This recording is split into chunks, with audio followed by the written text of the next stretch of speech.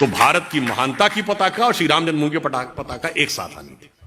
और इसलिए मैंने एक बार कहा भी, एक बार एक सज्जन हमसे डिबेट में कहने लगे कि साहब हम तो काल्पनिक मानते हैं। तो एंकर ने कहा भाई ये तो काल्पनिक मानते हैं। तो हमने कहा कि मुस्लिम थे वो, तो मैंने कहा कि मैं इनकी बात से सहमत हूं। तो एंकर ने कहा कि आप क्या कह रहे हैं, आप इनकी बात से सहमत हो? मैंने कहा हाँ, मैं बताता हूं क्यों सहमत हूं। हमने कहा 4 भाई थे, राम लक्ष्मण भरत शत्रुघ्न, और राजा दशरथ उनके पिता थे। तो पिता के कहने पे राम चले गए वन में, तो लक्ष्मण भाई के रूप में वन में चले गए, भरत ने जाके वन में गए और थाली में राम की खड़ाऊ रख के लाके शासन किया। मैंने कहा एक और बाबरी परंपरा में भी एक 4 भाई थे, शुजा, मुराद, दारा और औरंगजेब।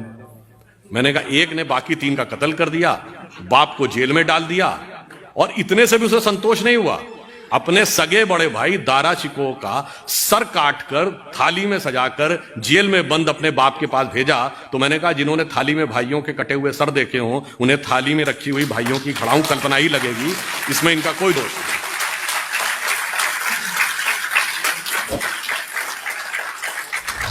इसलिए मैंने यह कहने का प्रयास किया कि ये जो बदलाव है वो किस चीज, और मैं कहता हूं भाई आप किसी मजहब पंथ को मानने वाले हो, ये बता दो घर में क्या चाहते हो। बुढ़ापे में तुम जेल में हो और एक भाई 3 को काट चुका हो, या आपके एक वचन की रक्षा के लिए आपके बेटे कुछ भी करने को तैयार हो। वैसे ऑन द लाइटर नोट, थोड़ा विषयांतर पे जाते हुए, हमारे जितने भी धर्म ग्रंथ है ना, इनके अंदर बहुत गहरा तत्व छुपा हुआ है। शायद आप में से कभी किसी ने ध्यान दिया, क्योंकि उसके लिए बहुत सूक्ष्म बुद्धि की आवश्यकता होती है। ये भगवान राम 4 ही भाई क्यों थे? 3 या 5 भी तो हो सकते थे। हमारे हर चीज का रीजन है। 4 भाई किस बात के प्रतीक हैं? 4 पुरुषार्थ, धर्म, अर्थ, काम, मोक्ष। श्री राम धर्म के प्रतीक हैं, लक्ष्मण जी काम के प्रतीक हैं, मोक्ष के प्रतीक भरत हैं, और अर्थ के प्रतीक शत्रुघ्न हैं। इसीलिए लक्ष्मण ही वन में क्यों गए राम के साथ? क्योंकि कामना या काम जो है सदैव धर्म के साथ संलग्न ही रहना चाहिए, उसके साथ पृथक नहीं हो सकता, तभी वो सन्मार्ग पे रहेगा। और भरत ने ही खड़ाऊ रख के शासन क्यों किया? क्योंकि मोक्ष प्राप्त करने के लिए अंतर की यात्रा करनी है, एक प्रतीक को भी सामने रख के आप वह यात्रा कर सकते हैं। और शत्रुघ्न अयोध्या में ही क्यों रहे? क्योंकि अर्थ राजधानी से बाहर नहीं जा सकता, इसलिए वो वहीं पर रहेंगे।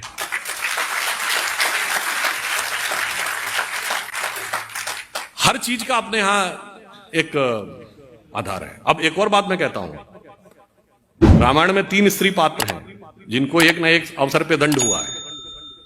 मंथरा, जिसको शत्रुघ्न ने लात मारी थी, सूर्पणखा, जिसके लक्ष्मण ने नाक कान काटे थे, और ताड़का, जिसका राम ने वध किया था। ऐसा क्यों हुआ भाई?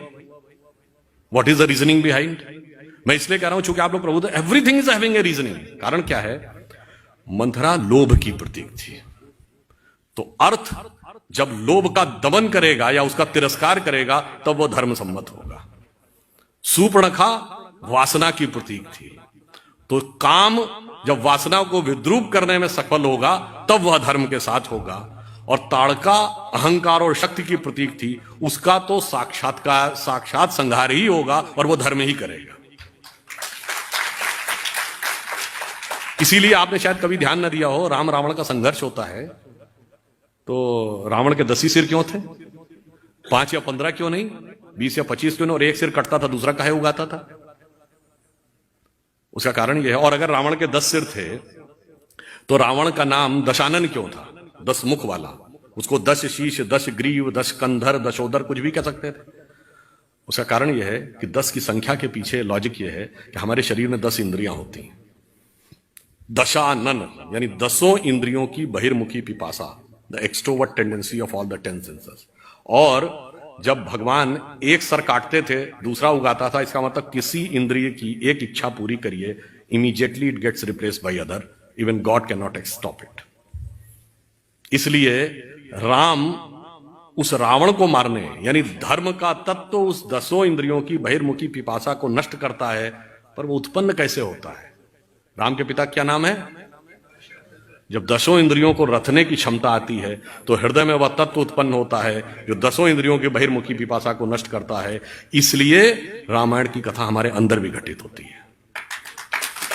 तो मैंने सिर्फ इसलिए थोड़ा विषयांतर में जाके आपसे कहा कि राष्ट्र के विकास की पताका हो या हमारे अंदरूनी अनुसंधान की पताका, दोनों में राम जन्मभूमि का एक इंपॉर्टेंट महत्व है। और हमने आने के बाद देश में यह एक बड़े बदलाव के लिए का एक बदलाव शुरू हो रहा है, जिसे समझने के लिए सूक्ष्म दृष्टि चाहिए। और मैं ज्यादा समय न लेते हुए यह कहना चाहूंगा कि आप सभी प्रबुद्ध हैं। आपकी भूमिका इसमें क्या होनी चाहिए? अक्सर क्या होता है कि हम भी, हमारे माताजी पिताजी दोनों टीचर थे कॉलेज में, हम लोग बहुत सारे डिस्कशंस होते थे, उनके साथी लोग आते थे सब, पर डिस्कशन होता था, ज्यादा एक्शन क्या आ जाता था, भाई ये सब राजनीति तो बेकार का क्षेत्र है, हमें इससे क्या मतलब है। तो यदि हमारे जीवन का यही उद्देश्य है कि हमने अच्छी शिक्षा प्राप्त की और उसके बाद एक अच्छा जीवन यापन किया और उसके बाद हमारा जीवन समाप्त हो गया, तो मुझे लगता है यह जीवन की सार्थकता नहीं हो सकती। जिसमें अकबर इलाहाबादी एक बड़े शायर हुए, उनका एक शेर है कि क्या करें अहबाब क्या कारे नुमाया कर गए, क्या कहें अहबाब क्या कारे नुमाया कर गए, ग्रेजुएट हुए, नौकर हुए, पेंशन मिली और मर गए। तो अगर हमें आगे बढ़ना है, तो मैं जहां से मैंने प्रारंभ किया था कि प्रबुद्ध शुद्ध भारतीय, तो आपने भारतीयता को समझने की क्षमता भगवान ने आपको दी है। तो हमें आगे बढ़कर क्या करना है, यह ध्यान रखना है कि आचार्य चाणक्य ने कहा था, इस राष्ट्र को उतनी क्षति दुर्जनों की दुर्जनता से नहीं हुई है जितनी सज्जनों की निष्क्रियता से हुई है। तो सकारात्मक सक्रियता अत्यंत आवश्यक है, और वो इसलिए भी आवश्यक है क्योंकि ये सिर्फ एक कोई राजनैतिक विषय नहीं है, ये देश के अंदर बड़े परिवर्तन और एक नए भविष्य के निर्माण का विषय है। और ये भी आप बात समझिए, ये तय है। जैसा कि अभी जो संचालक महोदय थे, उन्होंने एक बात बताई थी, तो मैंने उस बात को रिपीट किए दे रहा हूं जो आपने कहा था। क्यों तय है ये? एक जमाने में इंडिया वर्ल्ड का पावर सेंटर था। 2500 साल पहले जब हमारा डिक्लाइन शुरू हुआ तो पावर सेंटर किधर शिफ्ट हो गया? इंडिया के बाद किंग डेरियस ऑफ पर्शिया, आज का ईरान, वेस्ट की तरफ शिफ्ट हो गया। उसके बाद जब पर्शिया का डाउनफॉल हुआ तो बगदाद का एम्पायर आया, मेसोपोटामिया। उसका डाउनफॉल हुआ तो टर्किश एम्पायर आया। जब टर्किश एम्पायर का डाउनफॉल हुआ तो रोमन एम्पायर आया। यानी देखिए वेस्ट की तरफ शिफ्ट होता जा रहा है। रोमन एम्पायर का डाउनफॉल होया तो दुनिया में पुर्तगाल और स्पेन का जमाना आया। जब पुर्तगाल और स्पेन का वक्त खत्म हुआ तो ब्रिटेन और फ्रांस का जमाना आया। और जब ब्रिटिश एम्पायर डाउनफॉल हुआ तो अमेरिका का जमाना आया। अमेरिका में सबसे ज्यादा prosperous west coast, San Francisco, Los Angeles belt, फिर जापान का जमाना आया, फिर tigers of Asia Pacific, Hong Kong, Singapore, Taiwan, Macau का जमाना आया। अब चीन का जमाना है। अब अगला जमाना कहां है ये आप समझिए, इसमें किसी भी प्रकार का संशय नहीं है। अच्छा, वो जमाना लाएगा कौन, ये भी समझ लीजिए। 1 जनवरी सन 1901 जब 20वीं सदी का पहला सूरज इस धरती पे उगा तो इस देश में किसकी सरकार थी? अंग्रेज की। 1 जनवरी 1951 में इस देश में किसकी सरकार थी? कांग्रेस की। और 1 जनवरी सन 2001 को जब 21वीं सदी का पहला सूरज उगा तो इस देश में किसकी सरकार थी? अटल जी के नेतृत्व में हमारी, और अगले दशक में मोदी जी के नेतृत्व में पूर्ण बहुमत की। मतलब साफ है कि 19वीं सदी अंग्रेज की थी, 20वीं सदी कांग्रेस की थी, 21वीं सदी भारतीय जनता पार्टी।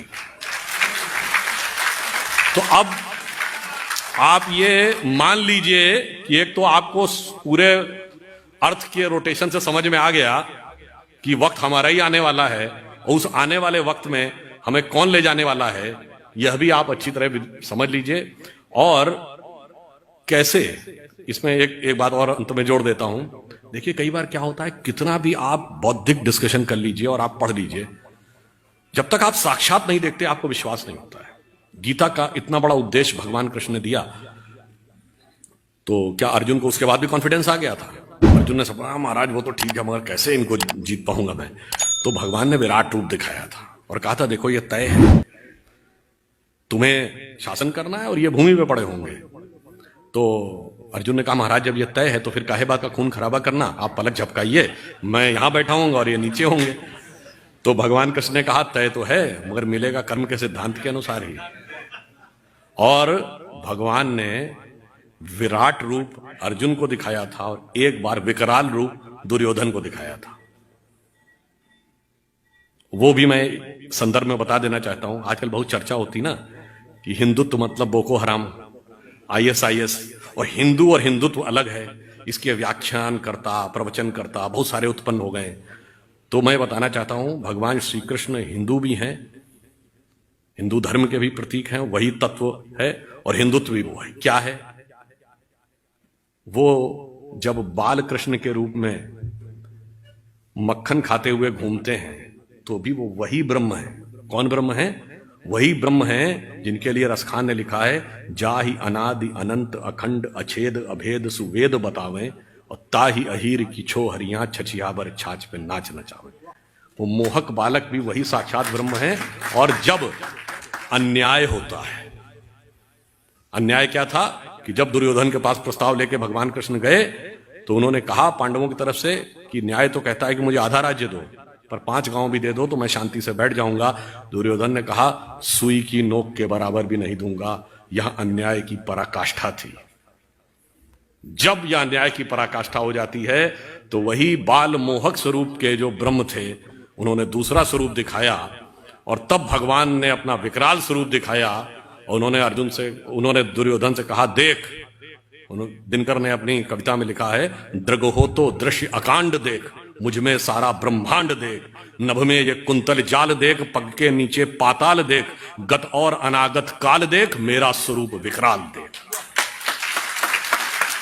तो हिंदू धर्म में यह भी है, हिंदू धर्म में यह भी है। कब होता है? जब सुई की नोक के बराबर भी हमें न्याय न दिया जाए। ये कब हुआ? मैं उदाहरण भी बता देना चाहता हूं सारे लोगों को बताने के लिए।